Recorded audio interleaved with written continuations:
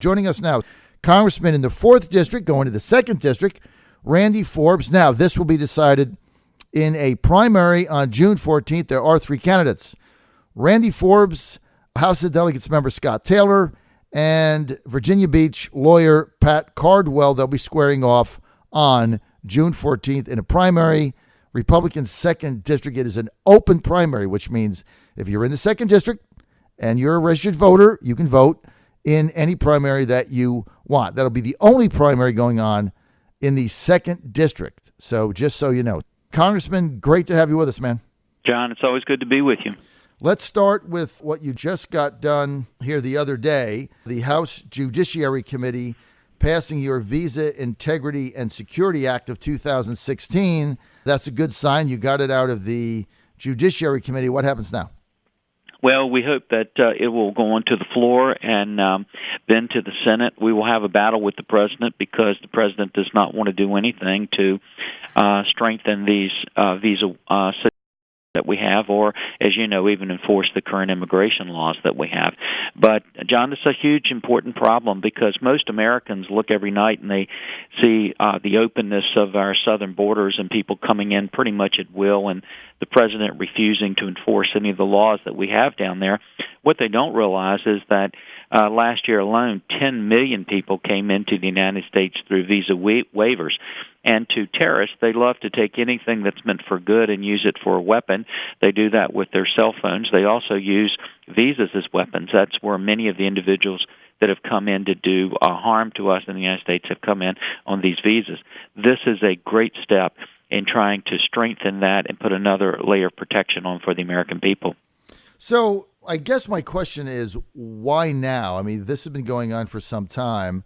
What inspired you to get this bill through Congress now instead of 2012, 2013? Why now? The situation we had in San Bernardino just at the end of last year, it brought to our attention and the Judiciary Committee's attention the huge gap we have in our visa process. And let me just walk through some of those. First of all, you have situations that brought to light, John, of people who had applications for visas that weren't even being fully completed, and yet they were stamping them. You had situations where they were requesting additional information. They never even supplied it. You had situations where they were, in terms of people trying to come over for biological connections, the fraud was rampant in that because they weren't requiring DNA to be brought into that. So Bob Goodlatte, to his credit as chairman of the committee, requested and got all those documents so that we could do the kind of review we needed to do to see where the problems were. And then the Judiciary Committee asked me to help draft a bill that would close down many of those loopholes and those problems. That's what we did, and that was the bill that we brought up this week. So the reality, though, Congressman Forbes, is even if it gets through the Senate and you guys have some kind of reconciliation, Obama's going to veto it, and there's not two-thirds in either chamber to get that overridden, right? Well, the good news is this, John. If we get it out of the House and then we get it out of the Senate, hopefully we're going to have a new president that comes in the first of next year, and these bills will be ready to go for them to be able to hopefully say, yep, that's the direction we want to go, and close down a lot of these loopholes and gaps that are there. It's vitally important, I think, to protecting the integrity of our borders that we also protect this visa process. Well, I'm convinced that Trump is going to win. Do you think if it got to his desk that a President Trump would sign that? I would be shocked if a President Trump did not sign this bill. I mean, I think this is right in keeping with some of the things he's been talking about. I think he would probably sign this bill as quick as he could get a pen that could write in the White House. I think that he would be willing to put this into law. These are common sense measures. Right. John, doesn't it just make sense to you? I mean, we view coming to the United States as a privilege. It's an important privilege, but it's a privilege. We believe that living securely here in the United States is a right. And when those two conflict, we think you should come down on the side of security for the American people. That's what this bill does. It even shifts the burden of proof to say these individuals want these visas have to do clear and convincing evidence that everything in there is correct. And John, for people in some of these countries like Iran and Libya and Somalia and Yemen, and Iraq, what we do is to say that we're going to require a heightened level of review. So we look at databases to make sure that they don't have any previous problems.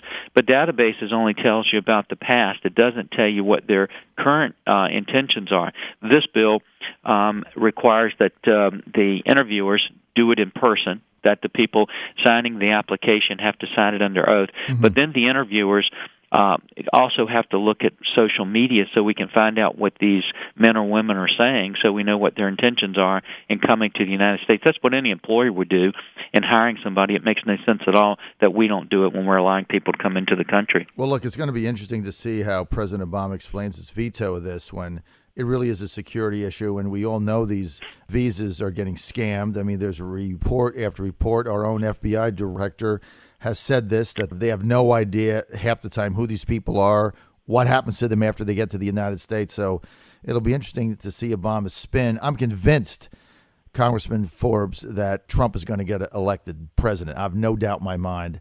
So I think he'll sign it. Let's get to trade. President Obama going to Vietnam, spending 3 days there, lobbying for the Trans-Pacific Trade Partnership Act. I think, Congressman, you know where I stand on it. I think it's horrible. But I've never seen a president lobby for a trade deal before it's gotten to Congress. I mean, what the hell is going on here? Well, John, I think you and I both know what this president's doing with both his appearances and his speeches. He has such a horrible record on what he's done for the economy, a horrible record of what he has done in foreign policy, such a horrible record for what he's done in the military, such a horrible record of what he's done in protecting our borders, that he's got to try to get attention somewhere and get it off of some of these other issues. And that's what you see the president doing almost every day. He's saying, okay, where can I get people to look today so we can hide really some of the major problems? What he doesn't want to tell people while he's flying over there, dealing with these trade issues, is that, the burden that his regulations have put on small and medium-sized businesses in the United States. He don't want to tell them the enormous burden and cost that his health care proposal has put on small and medium-sized businesses in the United States.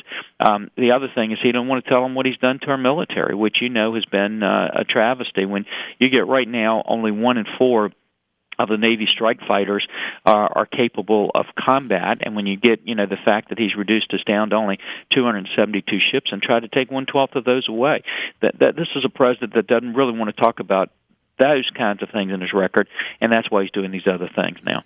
Well, obviously. So President Obama is talking about getting the TPP passed during the lame duck session, because I don't think it's going to happen before the presidential election is over. Can you make a commitment today on the air that right now, if he tried to get this thing done in November after the election, that you would stand in opposition to that, sir? I've told you all along, John, that based on what we see with the current TPP and putting it in this president's hand, that I would vote against that bill. Now, if they make modifications to it, or if we have another president that comes in, that would be a different situation. I don't think, given what President Trump has said, that he would support the TPP. So I would be very surprised if he'd be supporting it come January if it came in there. But I can tell you the mood of the Congress right now is that they don't want to give this president any additional authority. That's whether it's now or lame duck or whenever it is until he gets out of office. Congressman, yesterday, Texas Attorney General Ken Paxton and leaders in 10 other states, so a total of 11 states, filed lawsuits over President Obama's transgender bathroom directive, where he's holding schools hostage with Title 19. Congressman, I never thought in my lifetime I would see a situation where young men can go into middle school girls' locker rooms showing their male organ. I just never thought I would see this. I'm 58, and now I've got the Obama administration basically threatening school districts through Title IX to say, if you don't comply, we're going to withhold your money. What is your position on this whole thing? John, can I take it up one notch Yes. from even what you just said? And I don't disagree with anything you just said. Now, obviously I had a daughter, and a big concern you have for her is you're going to places and she's going into a bathroom, and she'd certainly be in a very uncomfortable situation to be going in there when she was a little girl and having men in that bathroom, and I'd be very uncomfortable with her doing that. But here's the bigger situation, and again, it comes to the basic flaw of the Obama administration. I want you to kind of compare these two things. The Obama administration with Iran, they launch live missiles within 1,500 yards of the United States or the USS Truman. They then fly planes over the Truman. They capture our sailors against maritime and international law at gunpoint and violate many, many codes in how they treated our sailors. They are racing to do things to say they're going to destroy Israel and us. We won't hold $100 billion of assets from them. We're prepared to give them $100 billion of assets. And yet this president will say he is going to hold hostage our educational institutions because they won't change the way they handle bathrooms. Just preposterous. And at some point in time, the American people just need to realize and scream out, regardless of where they are on the issue, it just takes a little bit of common sense, and a little bit of common sense says his priorities are just so off base that it frightens the American people. That's why I agree with you, and I desperately hope we'll have a President Trump come January. Doesn't Congress have the authority, though, over budgetary and spending matters? I mean, how we're actually putting things. We passed some amendments that try to stop him from being able to do that. But John, here's the difficulty. They have these. When the administration does these kinds of things, then you have huge impacts on these educational institutions and all as to whether or not they want to go to court, whether they want to fight that. That's why we just long for the day, I think, in American politics and in government where people are coming back and saying, we may not be able to do the rocket science, but we ought to do the common sense stuff. And, common sense is what to be dealing with kind of holding money from Iran for what they're doing, not holding money from our institutions of education. Let's get to Hillary Clinton. Yesterday, the State Department said, okay, she broke the rules. Are these rules or laws? Well, rules are laws. I mean, that's one of the difficulties I think that people are having with not just Hillary Clinton, but so many politicians today. You can't say, okay, it's okay for me to pick and choose which rules I'm going to comply with, which rules I'm going to enforce, and then just say I get to not do the ones I want to. And when you go to places and you listen to Hillary Clinton supporters, you know what their response is? Well, yeah, we know she broke the law, she broke the rules, but she's one of us, and so we're going to protect her. Well, John, that's what's shaking the rule of law in our country today. And I'm going to tell you, it applies to Republicans as well as Democrats. At some point in time, we've got to come back and say the rule of law matters. You can't parse this and say, oh, it's just a rule. This is the law. And I will tell you, I was talking with an individual who'd been a former secretary of one of our services just last night. He said that he had ended people's careers for far less than what Hillary Clinton they determined that she did. And yet, over and over again, her supporters are saying, but it's okay because she's one of us. It's not okay, John. There's two sets of rules. Their rules, the elites' rules, and then working class Americans who are trying to play by the rules and they're not. And I got to tell you, Congressman, and I talk to a lot of people every day, every week on my show, it's very frustrating. There's a lot of people out there suffering, trying to make ends meet. And they look at the government and they just think, when you look at the IRS and you look at Clinton and the emails and, it's on two sides of the aisle. This is nonpartisan. A lot of people feel that, they look at the VA and that disaster and the fact that Robert McDonnell hasn't done crap and, comparing lines of people dying to Disney World going on a ride. And they just feel that their government is just corrupt. Well, how John, do you just respond to that? first of all, I don't think the government's corrupt. I don't think it's. I don't think you can paint a picture of every person in there any more than you can to say everybody in the ministry might be hypocritical, or you can say everybody in radio broadcasting, doesn't deal with the facts, or those kind of broad brush pictures. I think are wrong. But here's what I think is correct, and you hit the nail on the head. We have to stop saying it's okay for me to break the rules and pick and choose which ones I want to do, because that's just me, and it's not okay for you to do it. And so whether it's a Democrat doing it or whether it's a Republican doing it, I think the American people are looking for people to say now the rule of law is important, and that means the Constitution is important, and we're going to enforce the Constitution, and it also means that we can't look at Hillary Clinton and say, okay, Hillary Clinton violated the law or the rules, but that's wrong, but then look at Republicans who do the same thing and say, but that's okay because they're one of us, because to do that, John, it puts at stake that entire rule of law. That's what the American people are crying out for right now.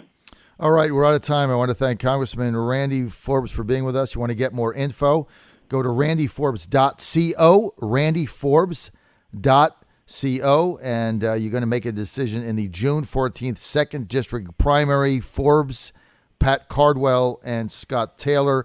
Congressman, it's always an honor. Thanks for being with us, Thanks, sir. John. Have a great day.